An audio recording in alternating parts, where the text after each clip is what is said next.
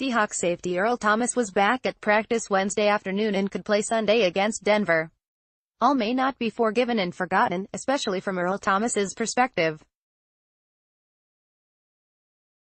But as Thomas on Wednesday ended a holdout that essentially stretched back to last New Year's Eve when the Seahawks played the final game of the 2017 regular season, Coach Pete Carroll insisted the relationship can pick up where it left off.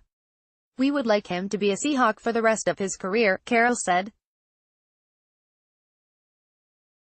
Thomas didn't sound so sure about that in an Instagram post published around 9 a.m. Wednesday announcing his return. "I worked my whole life for this," Thomas wrote.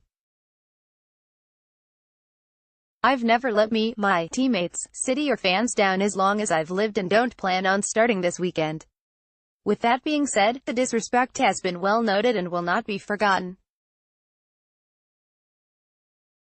Father Time may have an undefeated record, but best believe I plan on taking him into triple overtime when it comes to my career.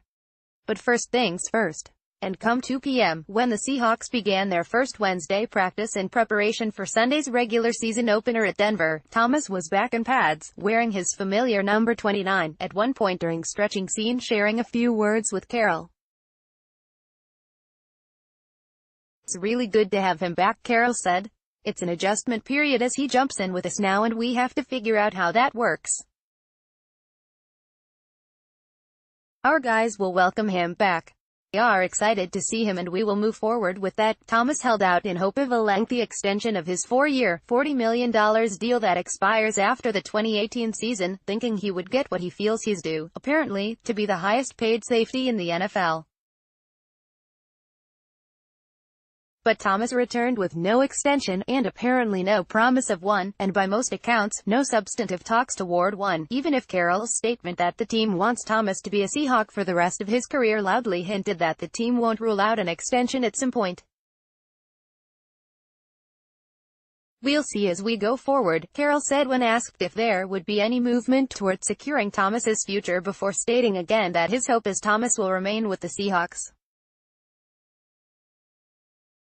"That's how we've always thought about it.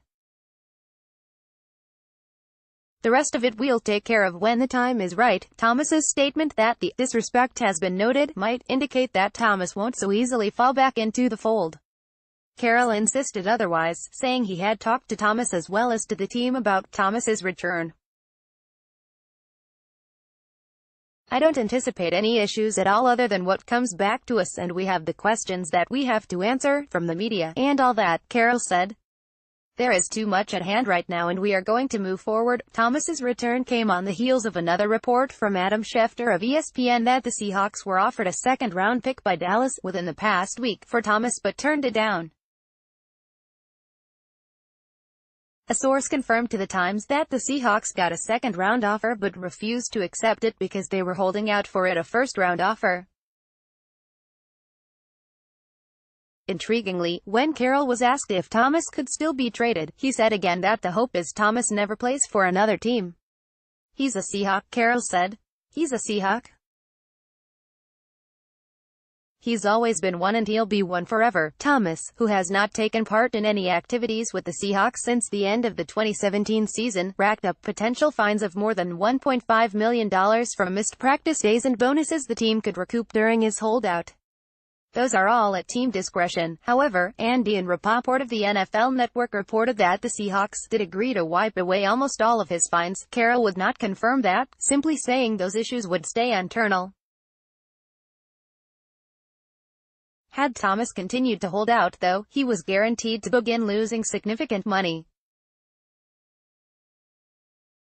Players are paid each week during the regular season for being on the roster, and Thomas would have lost 1/17 of his $8.5 million salary had he not shown up this week, $500,000.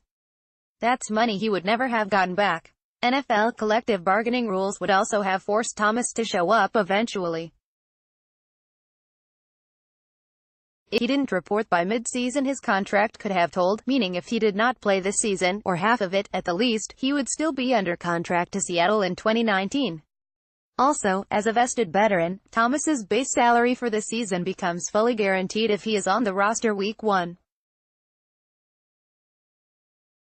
Seattle has not wanted to give Thomas an extension, apparently as part of its retooling that also saw the team move on from the likes of Richard Sherman and Michael Bennett. They wanted Thomas to play out his contract first, or get assurance that he will. Undoubtedly, Seattle also did not want to reward Thomas's holdout with a new contract, a stance they also took during Cam Chancellor's holdout in 2015, which also ended with Chancellor returning without a new deal. Thomas, who turns 30 in May, began griping about his contract before last season, chatter that continued throughout the 2017 campaign, notably when he told Dallas coach Jason Garrett to "come get me" when the Seahawks kicked me to the curb. That has led to a stalemate that has had Seattle entertaining trade offers for Thomas since last spring. A second-round pick in exchange for Thomas would replace the second-rounder Seattle doesn't have in 2019 as part of the deal to acquire left tackle Dwayne Brown from Houston last October. Seattle is also said to want more for Thomas than a third-round pick because it could theoretically get a third-round pick in 2020 as compensation if Thomas were to sign elsewhere as a free agent. Thomas will avoid becoming the first Seahawk since Chancellor in 2015 to miss games due to a holdout. Chancellor missed the first 2 games before reporting. Thomas's return to Seattle from Texas on Monday was publicized on Twitter when he posed for a photo with a worker at SeaTac Airport. A later report stated Thomas was in town solely to accompany his daughter to her first day of school. But Carroll foreshadowed that maybe something was going on when he was asked Monday if there had been any additional contact with Thomas, and he paused and said there was nothing to report. That was different from the simple no Carroll had offered several other times in recent weeks when asked about any new contact with Thomas. Wednesday, Carroll acknowledged that Thomas being back in town had had some meaning. "It's been coming," Carroll said of Thomas's return. "It's been coming the last couple of days. He wants to play football. He's ready to get back at it." Thomas, a University of Texas alum, had been working out primarily in Austin. Thomas has been on a reserve, did not report list and has not counted against the team's 53-man roster. The Seahawks on Wednesday asked for, and received, an exemption from the NFL for Thomas to be able to return to practice and not count against the team's 53-man roster. But to play Sunday against Denver, the Seahawks will have to place him on the 53-man roster by Saturday. Asked if Thomas will start Sunday, Carroll said, "I don't know that. We'll see." Thomas declined to talk to reporters on Wednesday but may do so later in the week. In 2015, Chancellor reported back on Wednesday of game week before and played 37 of 47 snaps that Sunday against the Chicago Bears. Some of Thomas's teammates said there would be no hesitation in welcoming him back. Receiver Doug Baldwin said he was ecstatic and excited to see Thomas back in the meeting room. So middle linebacker Bobby Wagner, when asked about Thomas's return, "Feels good, man. It was pretty cool to see him walking into the meeting room. And to get a guy like that back, he's probably been going through a lot, so I just felt like it was important for us to just kind of embrace him and let him know he was on our hearts while he wasn't here and just welcome him back." Defensive coordinator Ken Norton Jr., meanwhile, joked that, "I became a better coach today with Thomas's return." Norton echoed Carroll in saying it was too soon to know if Thomas could play against Denver.